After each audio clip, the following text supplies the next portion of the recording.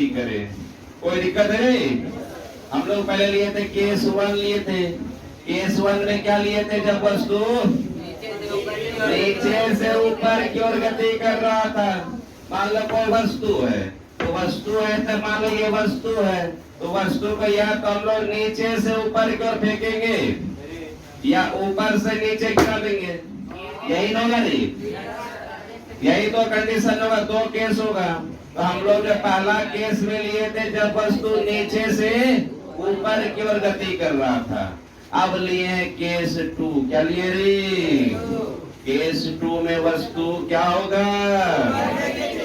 हाँ, किसी को पकड़ेंगे, छत पे से लेके जाएंगे या छोड़ देंगे। क्या होगा? पहले हाथ पैर टूटेगा तो बाद में देखा जाएगा, लेकिन पहले क्या होगा? नीचे गिरेगा।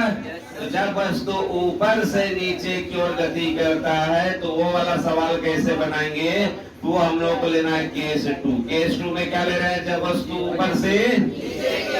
ऊपर से नीचे की ओर गति करता है। कोई दिक्कत है रे? कोई दिक्कत नहीं है। अब देखो यहाँ पे समझो। अब क्या है कि जैसे रे ध्यान से समझेगा, इसमें ज्यादा नहीं, बस वही 3 फॉर्मूला लगना है। कौन कौन सा 3 समीकरण? B बराबर U प्लस AT, S बराबर UT plus half AT square, अब V स्क्वायर बराबर U स्क्वायर प्लस 2A। बस यही 3 को गति का समीकरण लगना है और सारा सवाल बन जाएगा हम लोगों से। कोई नया फॉर्मूला नहीं है, बस थोड़ा सा यहाँ पे सीखना है कि कैसे फॉर्मूला में अप्लाई करेंगे हम लोग। तो यहाँ पर सीखना है, फिर आपको बनाने देंगे सवाल, सबसे बनना चाहिए। अब देखो केस 2 ले लिए हम लोग। केस 2 में क्या किया? वस्तु ऊपर से नीचे की ओर गिरेगा। तो देखो ये हम लोग जमीन का सतह बना दिए, ये हम लोग का धरती माता है, जमीन है। अब क्या गिरे? ऊपर ऊंचाई से हम लोग मान लो ये कोई मकान है, कोई बिल्डिंग है, अब बिल्डिंग पे खड़ा हो गया, किसी वस्तु को ऐसे हाथ से पकड़ लिया है, किसी वस्तु को हाथ से पकड़ लिया है। ऐसे मान लो ये वस्तु हाथ से पकड़ा हुआ, इसको छोड़ देंगे। अरे यहाँ पर सब कुछ तुमको दिखेगा नहीं। वस्तु को क्या किया? हाथ से पकड़ लिया है, इसको छोड़ दिया। छोड़ेगा तो क्या होगा? हवा में रहेगा। ये क्या होगा रे? नीचे की ओर गिरेगा। इसे वस्तु करे, अभी ध्यान से, सिंपल सा, इसको किसी ऊंचाई पर ऐसे वस्तु को पकड़े हुए हैं, वस्तु पकड़े हुए हैं। तो जब वस्तु पकड़े हुए हैं तब इसका वेग बताओ कितना होगा? जब वस्तु को पकड़े हुए चल रहा है, नहीं चल रहा है ना, तो इसका प्रारंभिक वेग क्या होगा? जब किसी वस्तु को पकड़े हुए हाथ से तो ये चल नहीं रहा है, इसका वेग कितना होगा? 0 होगा। वेग कितना होगा रे? अगर इस वस्तु को हाथ से पकड़े हुए हैं तो इसका वेग कितना? 0। तो इस वस्तु का प्रारंभिक वेग क्या हो जाएगा? 0। प्रारंभिक वेग कितना होगा?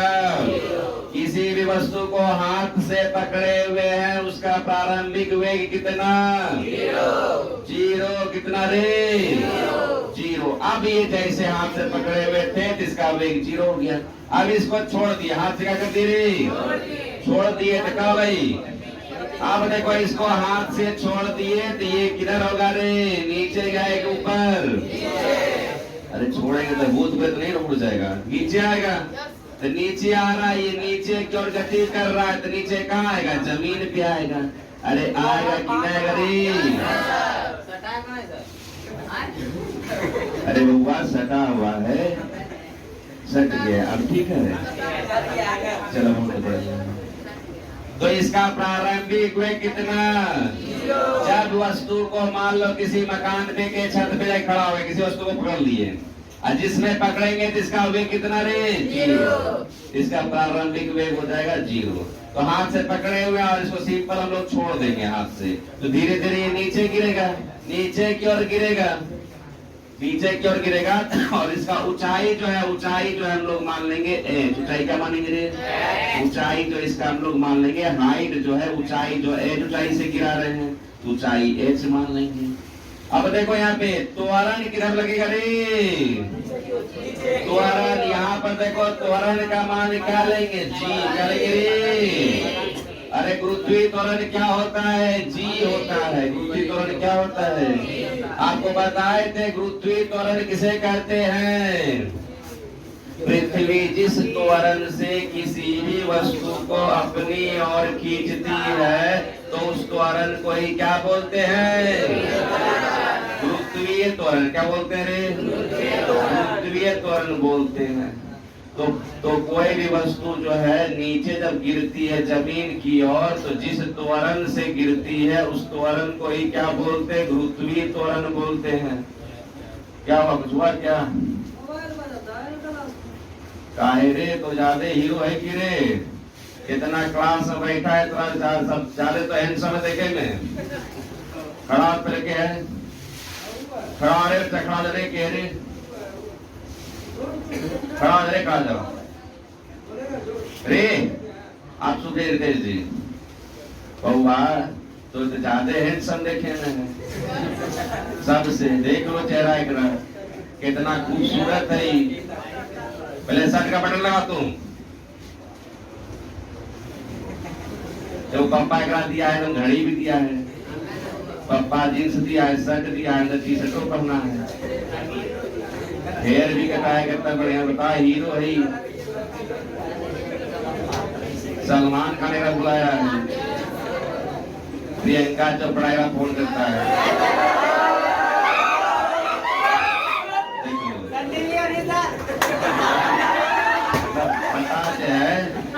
बाबू माया पढ़े बेचा है, कहीं मोबाइल जाता है, मतलब साहब इतना बेवकूफ ऐसा बैठा है, यह कोई हीरो बनता है।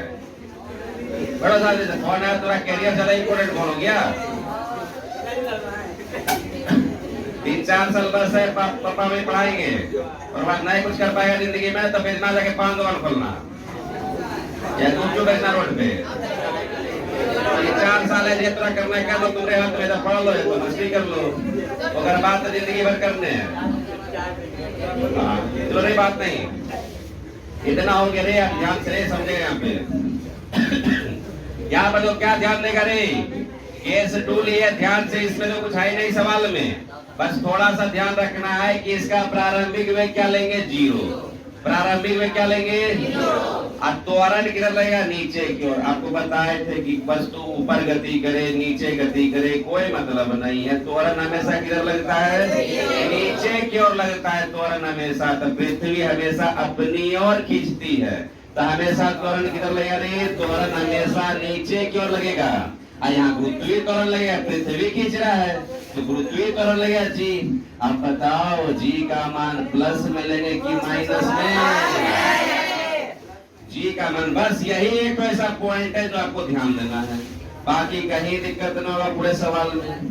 यहाँ पर आपको सबसे पहले तो पृथ्वी खींच रहा है, तो पृथ्वी जिस त्वरण से खींचता है उसको गुरुत्वीय त्वरण कहते हैं, और गुरुत्वीय त्वरण को जी से दिखाते हैं। और जी का मान कितना होता है? तो 9.8 मीटर पर सेकेंड स्क्वायर होता है कि नहीं? 9.8। यदि क्वेश्चन में दे दिया 10 तो 10 लेना है आपको, कोनो दिक्कत नहीं। कंपटीशन है आपका नीट वाला एग्जाम में, IIT JEE वाला एग्जाम में खाली सवाल आएगा फिजिक्स से। अगर आप चाहते हैं कि इंटर पास करके बेरोजगार नहीं बैठे, आराम से कहीं पर बढ़िया जगह पहुंच जाए, तो ये आपको सवाल सीखना पड़ेगा। एनी हाउ, जब तक सवाल नहीं सीखिएगा तब तक आगे कोई चांस नहीं है। यहाँ देखो, तो गुरुत्वीय त्वरण जी का मान कितना होता है? 9.8 मीटर पर सेकेंड स्क्वायर होता है। अब यहाँ पर बताना है आपको कि जी का मान प्लस में लेना है कि माइनस में? काहे प्लस में लेंगे? काहे की वस्तु भी नीचे गति कर रहा है, गुरुत्वीय त्वरण भी नीचे लग रहा है, दोनों एक के दिशा में है कि नहीं है? वस्तु भी नीचे गति कर रहा है, त्वरण भी नीचे लग रहा है, दोनों क्या है? सेम दिशा में है। जब एक ही दिशा में रहे तो जी का मान किस में लेंगे? प्लस में। कोई दिक्कत? एक चीज और सिखाए थे कि वस्तु चाहे ऊपर गति करे, नीचे गति करे, कोई मतलब नहीं। गुरुत्वीय त्वरण हमेशा किधर लगता है? नीचे की ओर लगता है। तो यहाँ पर देखो दोनों का दिशा क्या है? सेम है। वस्तु भी जो है फलना दिशा में गति कर रहा है, त्वरण भी फलने दिशा में लग रहा है, दोनों का दिशा क्या है, सेम है, क्या है, समान दिशा है, इसलिए त्वरण का मान किसमें नहीं है, प्लस में। कोई दिक्कत नहीं। कल जब हम लोग पढ़ रहे थे केस 2, उसमें वस्तु गति कर रहा था ऊपर की ओर,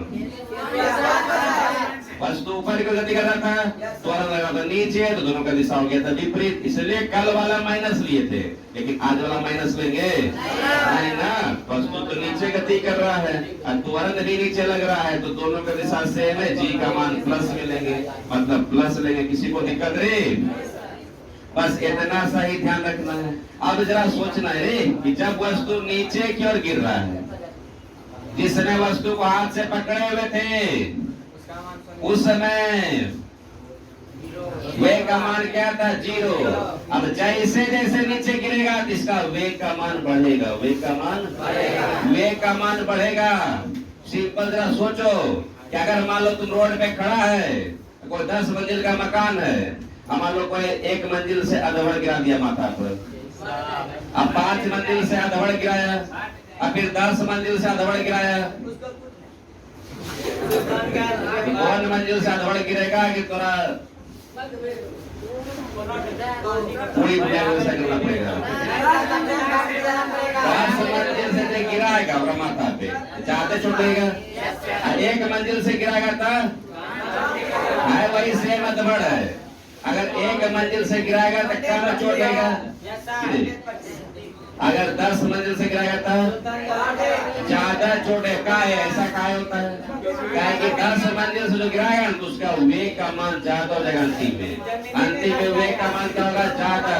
और जो 1 मंजिल से गिराएगा अंतिम में उसका वेग का मान कुछ कम होगा, लेकिन वो 10 मंजिल वाला ज्यादा वेग होगा। तो यहाँ पर क्या कह रहे कि जिसने वस्तु को पकड़े हुए थे वेग का मान कितना, 0। और जैसे जैसे नीचे की ओर वस्तु गिरेगा तो इसके वेग का मान बढ़ेगा। जमीन से टकराने से ठीक पहले अगर जमीन पे गिर गया तब तो वेग का मान 0 हो जाएगा। जैसे बताइए पकड़े हुए हाथ से वेग का मान कितना, सोच लो, वेग का मान।